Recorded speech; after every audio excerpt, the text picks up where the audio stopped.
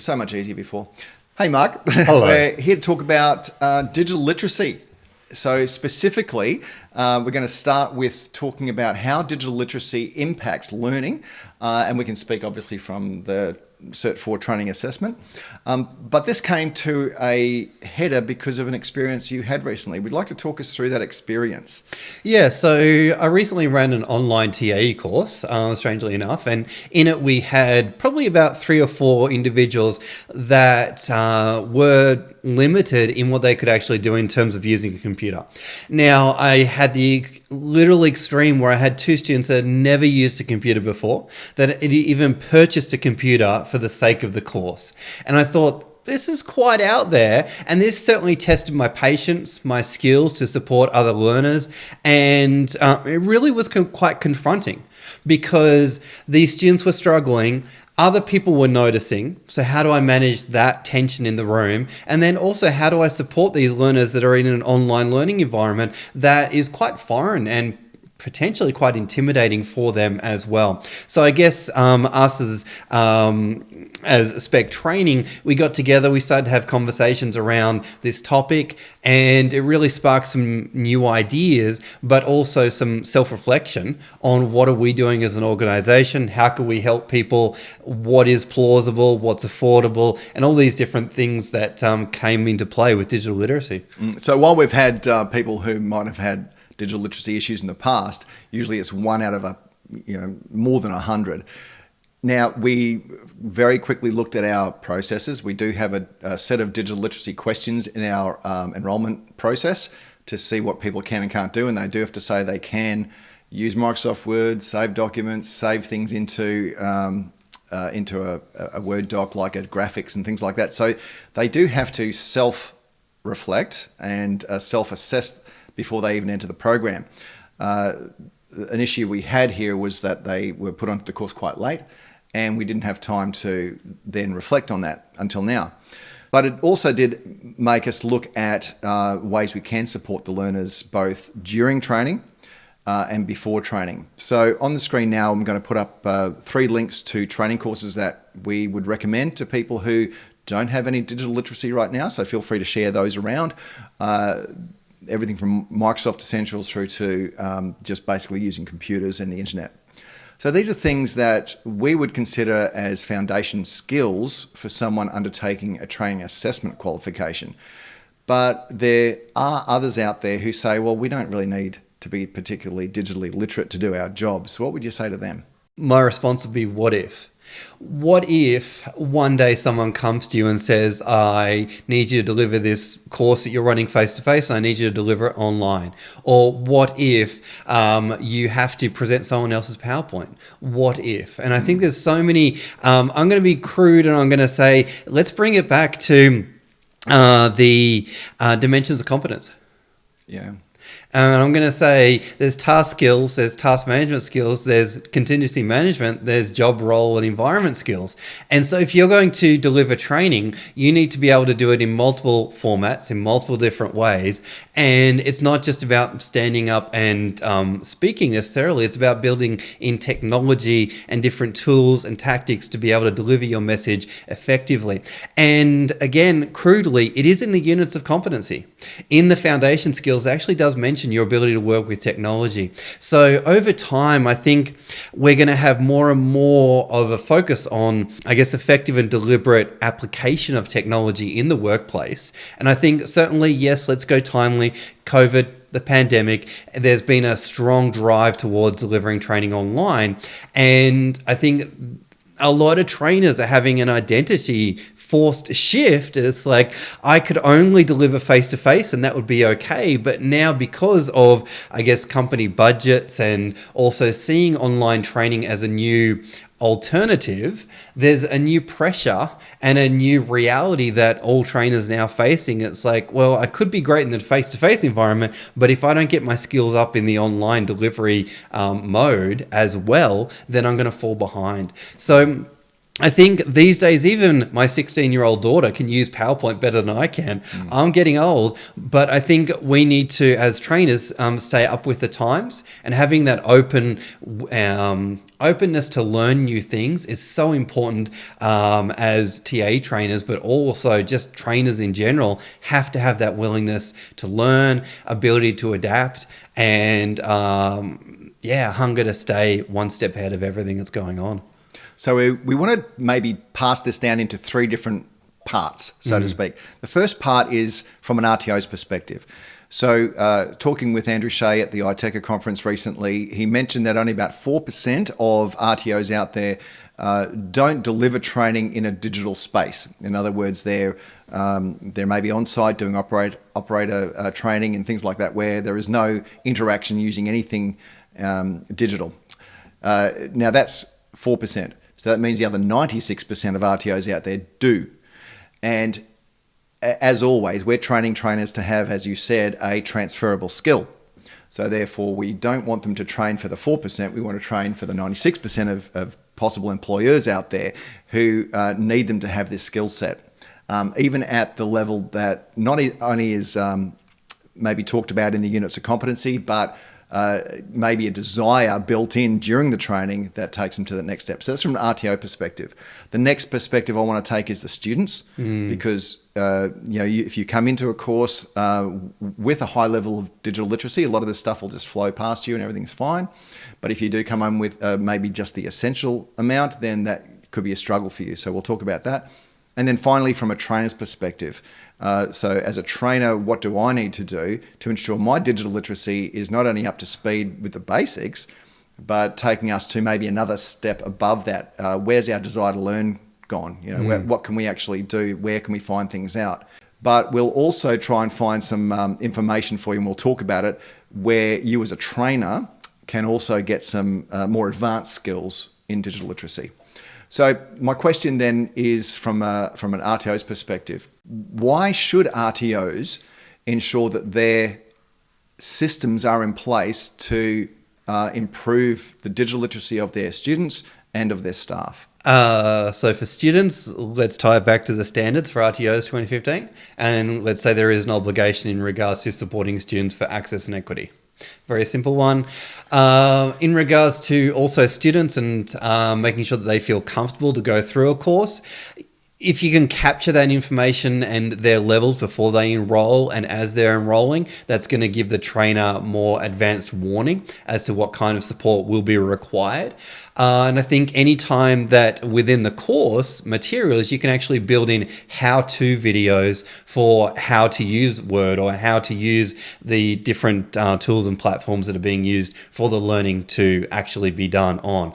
I know at Spec Training, we have how-to videos within Moodle. We also have how-to cheat sheets that trainers have provided to learners to navigate Moodle and different things like that. We're not going to just get you to go through a course, but we're going to show you how to get through the course on the tools and platforms that we provide.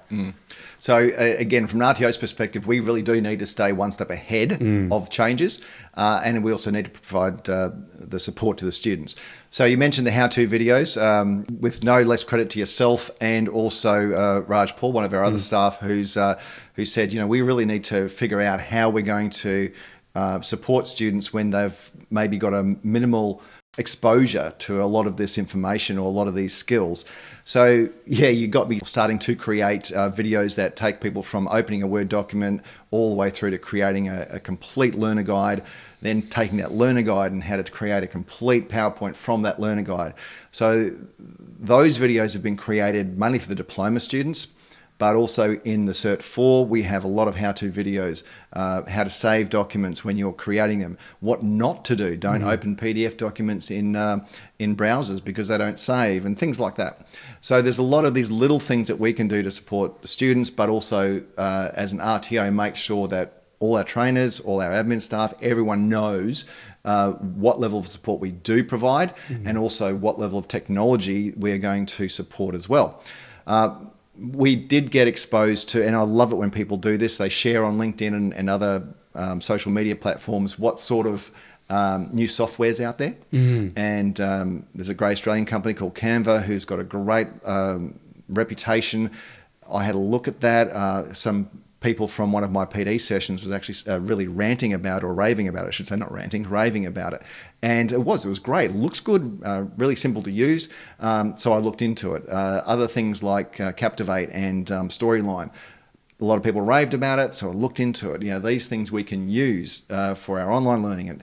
And so as an RTO, we are always learning about new technology or existing technology that can be better used by trainers. Otherwise, we wouldn't be in the position to be training trainers, would we? So that's the RTO's perspective. Of course, there's a lot more in it. There's compliance as well, as you said, with the standards. But at the very outset, an RTO really should embrace not just the current technology and what's needed now, but look years ahead potentially at what is coming. What do we need to do to get ready for that? I just had our end-of-year meeting with my fellow director, and we talked about 3D cameras, virtual reality, and augmented reality. There's some amazing products coming out. How are we going to include that in the trainer's toolbox? Do we need to? And things like that. So that's all coming, and I'm quite excited about that because I am a bit of a technophile. I love technology. However, I know that I've got to try really hard to keep up to speed already because I'm not a digital native. You're not a digital native. Our kids are, and our kids will be, But at this stage, they're not. And I know you've talked before about, and we're going to get into students now, that some students, it's really a generational thing. So in 5 or 10 years' time, this isn't really going to be something we talk a lot about. So let's go into students now. You mentioned that really difficult process you went through a few weeks ago, but you did have a satisfactory outcome. We did. So maybe talk how you managed to do that. Also, maybe some of the communication you had with the people who already had a level of digital literacy, just to give people an idea that, how as a trainer you deal with that on the fly, and then also how your students responded to you. I think the number one thing that I had to keep in mind was patience and empathy. And so very early on in the session, I didn't have much warning, but early on in the session, I did set up the frame that we are here to support each other. And we're going to give grace, care, compassion to each other, regardless of what the challenges are that we're going to go through. So and I also got other people involved as well. So if someone says, how do I save a document? I said, all right, anyone out there in the group that knows some simple instructions I can give the student on how to do that. And we work collaboratively as a group. And I also, as much as I could, showed on my screen how to do different things. And I think the number one thing with online delivery is my attitude of no one gets left behind. No one ever gets left behind. So if we're doing a task, I'm not going to move on until everyone's on the same page. And I'm going to make sure that, yes, we've got a lot of things to do, but if you're part of the crew, you're part of the group, we're going to be there to support you. And it also comes back to, all right, in break times, checking in with people. How are you going? What are you doing? Were you able to do the last thing that we just did? And it may also be a case of sending through a template of something, and then which has some things already pre-filled out and getting people to fill in the blanks. Maybe going through the course and then saying to someone, if you've gotten lost, that's fine. We'll have another one-on-one session after the day's session, and we'll re-go through things. Or we actually record the session as a special favor for the learner, and then say, all right, we'll send you through the session and you'll be able to review it in your own time, because maybe you're doing something like saving a document for the very first time and you don't want to hold everyone up. So there's a lot of different strategies that you can use, and it's just all about creating that atmosphere of, yes, we're all here to learn. We are all at different paces, and what you can do in the session, you do in the session. But if it does get to a point where someone just can't keep up, I did say at some points, just observe and just feel comfortable with what's going on. Know that there's no pressure to do anything, just watch. And that's all that person was capable of doing. And that's okay. And I've set up follow-up sessions with that person and other people as well. But I think it's all about the care, the communication, and knowing that we're not going to judge them. No matter where they're at, That's where they're at. And as once a great philosopher said, in order to be a master, we all had to be a disaster.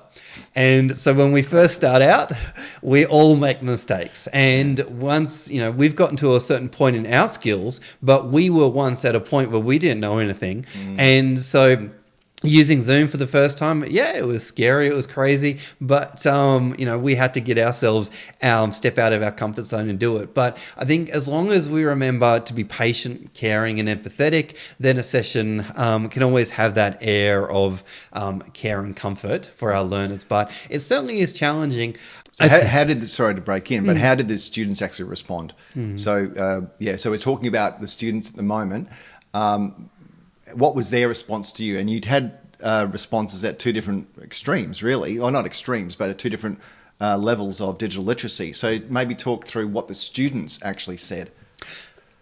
Both sides said thank you. Both sides were very, I'll say impressed with how patient we were as an organization in the front end, but also during the session, they were very appreciative of how supportive we were, and they had self-awareness as to the kind of extra requirements they were putting on us, which was great. So they acknowledged me for my patience and very happy at the end of it. Let's put ourselves into, and this is something I love to do. So empathy is huge.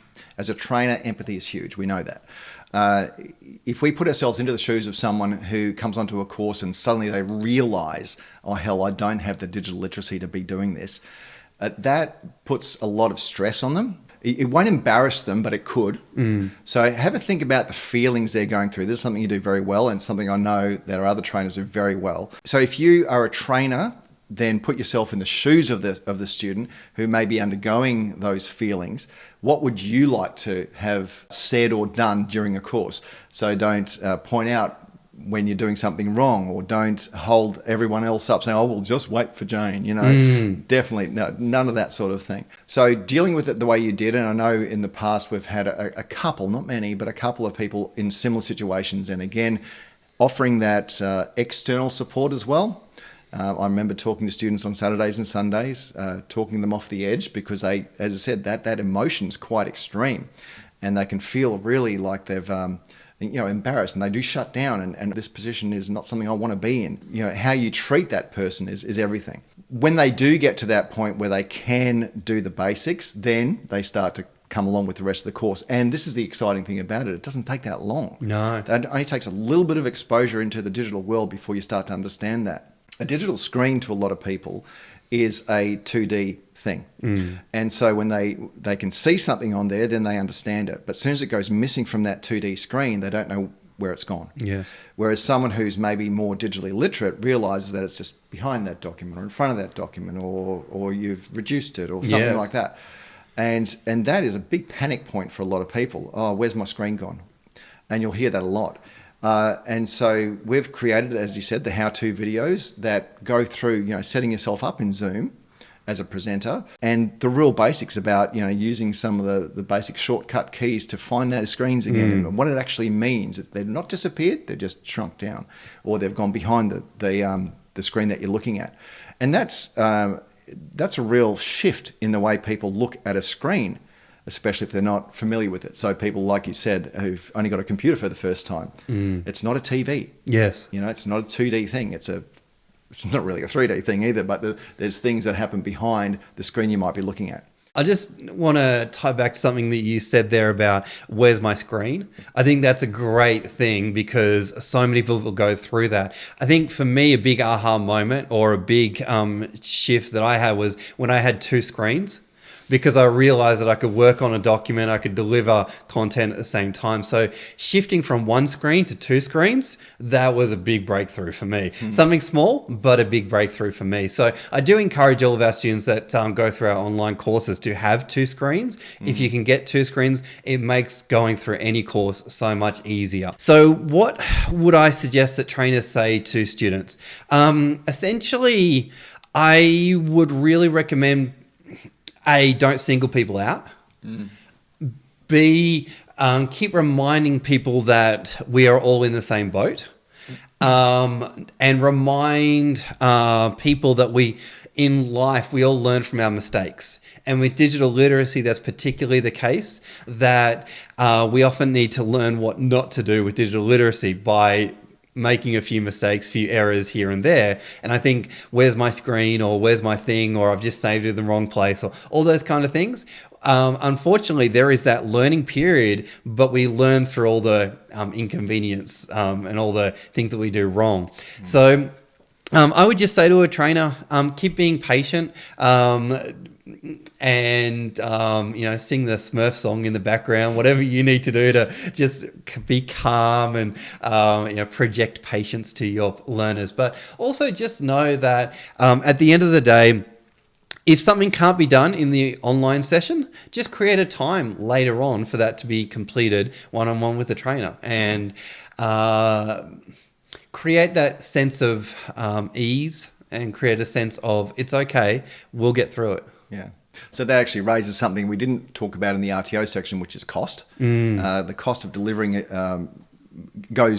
explodes basically if we start to have to deal with separate courses run or separate sessions run with trainers and students online. But we do have to factor that in. I think if you are a trainer and you do care about your students' outcome, then that's something you have to factor into your time. And if you are a smart trainer, maybe you can get 3 or 4 students to turn up at once who are all in the same boat, if you have that as a possibility.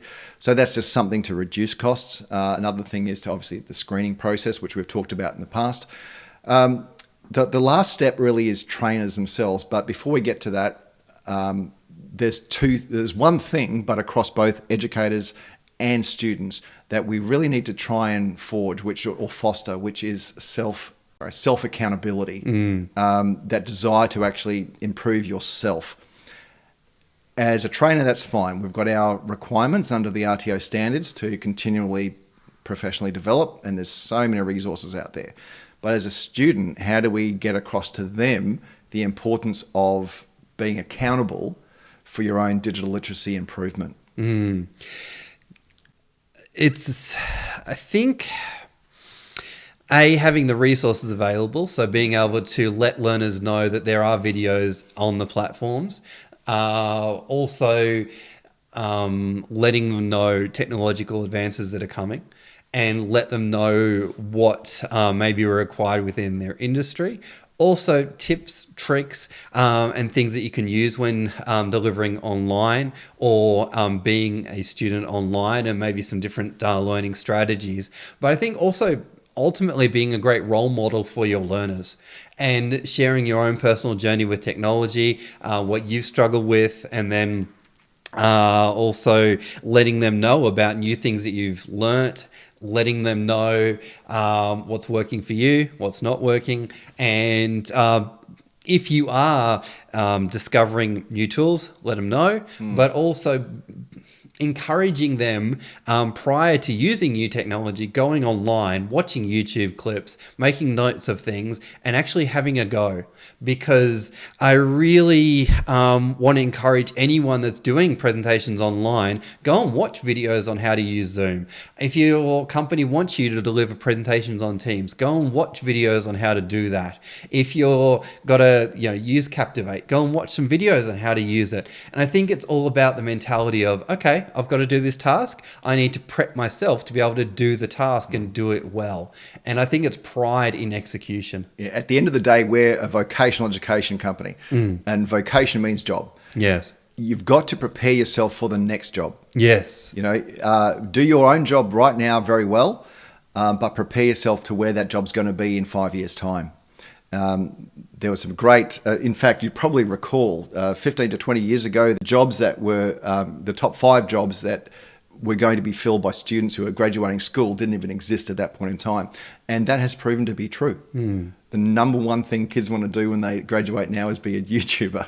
Right. Okay. That didn't exist. Right. The smartphone only came out in 2007, wow. And now you can't tear it off people. So it's progressing whether we like it or not. There's a lot of those people who don't like it, and that's fine. it's a completely personal choice. But in this vocation, it pays to actually try and stay at least up with the changes, and then even more so if you're training trainers to be a few steps ahead as well. What is coming? How can we use it? Do we need to use it? Yeah. Like, not all technology needs to be used in every situation. There's going to be a lot of trainers out there who say, well, we don't ever do this. We don't actually deliver anything via Zoom anymore. Since the pandemic sort of eased, we've gone back to classrooms and everything's fine, thanks very much. And that's great. What technology do you use and what can you make better? I mean, you don't go into a classroom these days and still see an old overhead projector. No. It's gone to, smart boards were around almost 20 years ago. They were smart boards, and now you've got, people don't use projectors anymore. That's all big TVs because they became so much cheaper. So there is change all the time. How do you do that? How do you actually keep up with that? And what do you need to keep up with? You don't need to know what the difference between a DVI and an HDMI cable is. You don't need to know that. You just need to know that this plugs into here and I can use it. And that's probably the extent to what trainers need to know versus maybe what is coming in the next 5 years.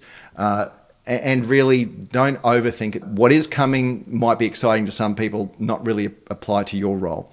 So look at your own role, look at where you want to be in 5 years, what technology do you think is going to come in, and talk to people. Go to conferences, talk to other trainers. What do they see? And this is where you're going to get a lot of your information from. And I've always believed that. Attend every conference you can.